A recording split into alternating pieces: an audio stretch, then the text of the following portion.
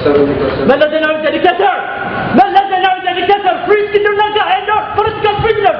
You are a dictator. You are committing crimes against humanity.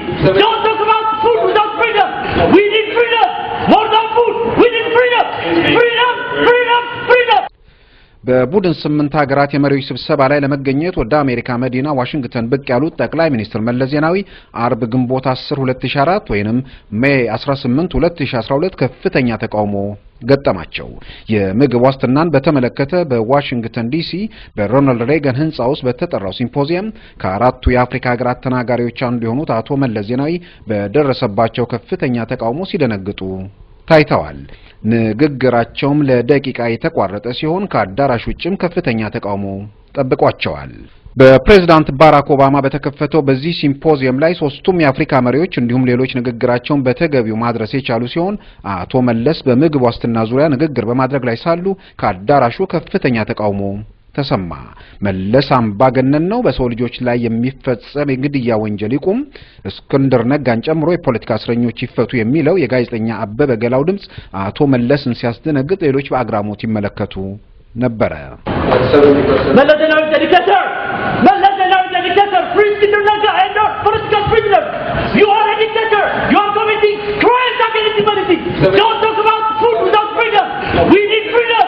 More than food. We need freedom. Freedom. Freedom. Freedom.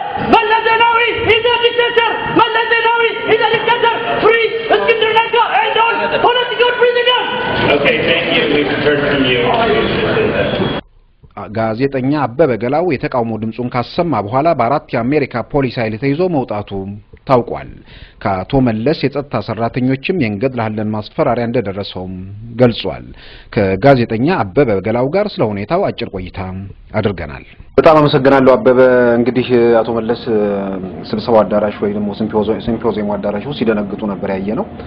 አንተ በመጀመሪያ እዛ አዳራሽ ውስጥ እንደልገባ ቻልክ? እንግዲህ ቀደም ብሎ ስብሰባው ሊደረግ ሲል ተመዝግበን ነበር እንደ ፕሬስ ኢሳት እኔ የኢሳት አባል ብቻ ሳልሆን የናሽናል ፕሬስ ክለብ አባል ነኝ። በዚህ ሀገር ትልቁ የጋዜጠኞች ማህበር ማለት ነው። የፕሬስ አባል የፕሬስ ክለብ አባል የናሽናል ፕሬስ ክለብ አባል ስለሆንኩ እንደዚህ አይነት ትላልቅ ኢቨንቶች ላይ መሳተፍ እችላለሁ። አቶ መለስን ጥያቄ ለመጠየቅ ወይ ደግሞ እሳቸው ላይ ተቃውሞ ለማሰማት እንዴት ነው እድሉን ያገኘው? ወል እድል አግኝቼ አይደለም። እንግዲህ እኔ የነበርኩት እሳቸው ከሚናገሩበት ፊት ለፊት የፕሬስ ጋላሪ ነበር ለጋዜጠኞች የተወሰነ ቦታ ማለት ነው። እና አዳራሹ ደግሞ አቀማመጡ ፊት ለፊት ከሚናገሩ ሰዎች ፊት ለፊት ነበረ። የፕሬስ ሰዎች ከተለያየ ሚዲያ ተቋማት የመጡ የሚሆኑበት ቦታ ላይ ነበርኩኝ። እና እሳቸው ንግግር ማድረግ በጀመሩበት ጊዜ ይሄን አጋጣሚ ሳገኝ መቼም እሳቸው ይናገሩት የነበረው አብዛኛው ውሸት ነው ያው ብዙ የምናውቀው። ስለዚህ ይሄን አጋጣሚ ተጠቅሜ በኢትዮጵያ ውስጥ ያለውን የመብት ጥሰትና ጭቆና ለማጋለጥ ፈልጌ ነው ተነስቼ ይሄንን ንግግር ያሰማሁት። Maladena is a dictator. Maladena is a dictator. Free Sri-Lanka and not political prisoners. You are a dictator. You are committing crimes against humanity. Don't talk about food without freedom. We need freedom. More than food. We need freedom. Freedom. Freedom. Freedom. ነጻነት ፖለቲካ እስረኞች ይፈቱ፣ ያለ ምግብ ዋስትና ያለ ነጻነት ምግብ ዋስትና ይረጋገጥ እንዴ? ያለ በመጀመሪያ የተናገርኩት ስጀምር አቶ መለስ አምባገነን ነው የሚል ነው እንትን ያልኩት። ልክ ይሄንን ሲሰሙ በጣም ጮኬ ነው የምናገረው። እሳቸው ከሚናገሩበት ማይክ በላይ ነበር እኔ ድምጽ የተሰማው። እንደው በአጋጣሚ ድምጽን በደንብ ነው ወጣልኝና ይሄን ስናገር እሳቸው ድንግጠው ዞሩ። እሳቸው ብቻ ሳይሆን ሰው ሁሉ ወደኔ ዞረ። ከዛ በኋላ በተከታታይ በኢትዮጵያ ውስጥ የሚደረገው የሰብአዊ መብት ጥሰትን የሚያጋልጡ ንግግሮች ተናገርኩኝ። ምግብ ደግሞ ያለ ነጻነት ዋጋ የለውም። ፉድ without freedom is nothing የሚል ነገር ሁሉ ነው የተናገርኩት። ያ ደግሞ ለአዳራሹ ተሰብስበው ለሚናገረው ጭምር ነው። ምክንያቱም አምባገነኖችን እየሰበሰቡ ስለ ምግብ ዋስትና መናገር ምንም ትርጉም ያለው ነገር አይደለም። ለነገሩ ሲፒጄም ባወጣው መግለጫ ላይ ይሄን ነገር ነው መሰለኝ አንጸባረቀው። ያለ ነጻነት የምግብ ዋስትና ሊረጋገጥ አይችልም፣ የሚዲያ ነጻነት አስፈላጊነት እነሱም አንስተው ነበር። ያን ንግግር ካደረክ በኋላ ተመልሰህ ስትቀመጥ ትታያለህ። ከዛ ስብሰባው እስኪያልቅ ነበር? ከዛ አልነበርኩም። ከዛ በኋላ ተመልሼ ተቀመጥኩኝ። ወዲያው የነሱ አሜሪካ የሴኩሪቲ ኤጀንቶች ፖሊስ ጠሩ። ፖሊሶቹ መጡና ናውጣ ብለው ይዘውኝ ወጡ። 4 ፖሊሶች መጡ እና መንጃ ፈቃድን አምጣሉ። መንጃ ፈቃድን ሰጣቸው። ከፈለጋችሁ ሰሩኝ አልኳቸው።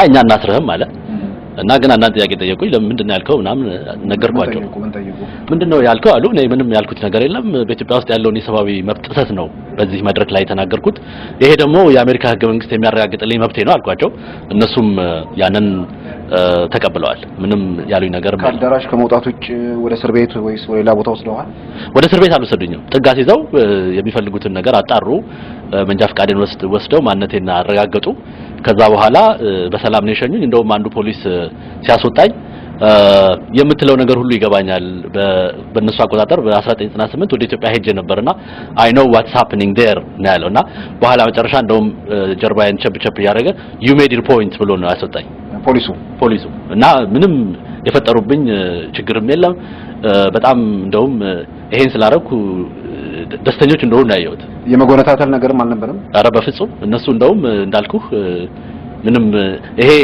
አቶ መለስ ዜናዊ ጠባቂ እገላሃለሁ ብሎ ነበር እና ለፖሊሱ ነገርኩት የትኛው ነው አቶ መለስ ዜናዊ ጠባቂ ገብረትንሳኤ ተስፋይ በርሄ የሚባል ነው እዛው አካባቢ ነበር ቀድሞ አቶ መለስ ከመናገሩን በፊት ከኔ ጋር ትንሽ ንግግር አርገን ነበር እንዴት ተገናኝታችሁ ማለት ነው እኔ ቆሜ በነበረበት ጊዜ መጣና አበሻነህ እንዳል ቆሜ ስላየ ማለት ነው እንግዲህ ጠርጥሮም ሊሆን ይችላል የሆነ ነገር ላይ ያረጋግበት ነው መለስ ላይ ብሎ ይሆናል ብዬ ስለገመትኩ ምን አገባ አልኩት አይ ኢትዮጵያዊ ስለመሰልከኝ ነው አለ አይ ኢትዮጵያ አይደለሁም አልኩት ከዛ በኋላ በዚህ ንግግር መለስን እኔ ኢትዮጵያ ሀገር የምትሆነው እዛ በሀገሬ በነጻነት ስኖር ነው አልኩት አይ ሄደህ አይተ ስለማታውቂውና እንጂ ኢትዮጵያ በጣም ጥሩ ደረጃ ላይ ነው ያለችው እንደነንተ አይነቶቹ ናቸው ዝም ብላችሁ ከሩቅ የምትጨውት አለ ያም ሆነ ይሄ እኔም ቀስ አልኩና አንተ የመጣኸው ጌታህ ልጠብቅ ነው እኔ የመጣሁት እውነት ልናገር ስለሆነ አታናግረኝ አልኩት ወደዛው ሄደ በኋላ እኔ ከተናገርኩ በኋላና መለስ ዜናዊ ላይ እንትን ካልኩ በኋላ ነው መጥቶ እንገላሃለን የሚል ነገር የተናገረው ፖሊሶቹ ከመጣታቸው በፊት ማለት ነው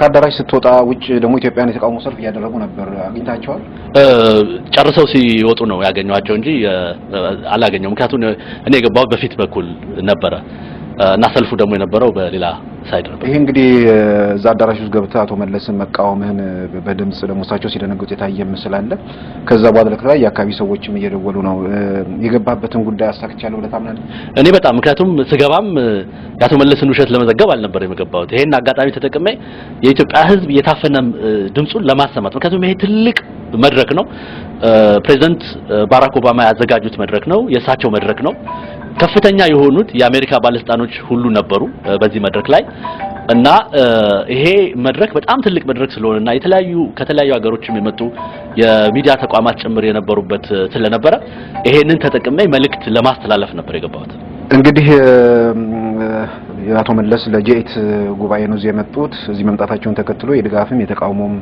ሰልፎች እንደተደረጉ ሰምተናል አንተ ደግሞ አዳራሽ ውስጥ ሆነ ተቃውሞን አሰምተሃል ያሉት ሁኔታዎች በተከታታይ ተከታተልን እንግዲህ ለተመልካቹም ለአድማጩም እናደርሳለንና ባንተ በኩል የምትጨምረው ነገር ካለ እንግዲህ የታፈነ ህዝብ አጋጣሚውን ባገኘ ሁሉ ድምጹን ማሰማት አለበትና ይሄ አሁን መድረክ አቶ መለስ ዜናዊ ሲዋሹ እኛ ደግሞ እውነት የተናገርንበት አጋጣሚ ነበር የተፈጠረውና ኢትዮጵያኖች በየሄዱበት በዚህ አይነት ሁኔታ አቶ መለስን ማጋለጥ አለባቸው እርቃናቸውን ማስቀረት አለባቸው እርግጥ እርቃናቸውን የቀሩ ግለሰብ ናቸው ያሞኔ ግን ከፍተኛ ተጽዕኖ የሚያረጉ ከፍተኛ የዓለም መሪዎች አካባቢ የተገኙ ያልሆነ ንግግር የሚያረጉ ሰው ስለሆነ በተደጋጋሚም በተለያዩ ዓለም አቀፍ መድረኮች ስለሚገኙ አጋጣሚውን ሁሉ እየተጠቀምን መልእክታችንን ማስተላለፍ አለብን እኔም ደግሞ እነ እስክንድር ነጋ እንዲፈቱ አቶ መለስ ዜናዊ ሰብአዊ መብትን እየጣሱና ወንጀል እየፈጸሙ መሆኑን በመናገር በእውነት ከፍተኛ ደስታ ነው የተሰማኝ ትልቅ ቀን ነው ለኔ ወርልድ ኢኮኖሚክ ፎረም ከዚህ ቀደም ታንዛኒያ ባደረገው ጉባኤ ላይ ተገኝተ እዛም ጥያቄ ጠይቃቸው ነበር አቶ መለስ እንደ ቪዲዮንም አይቼዋለሁ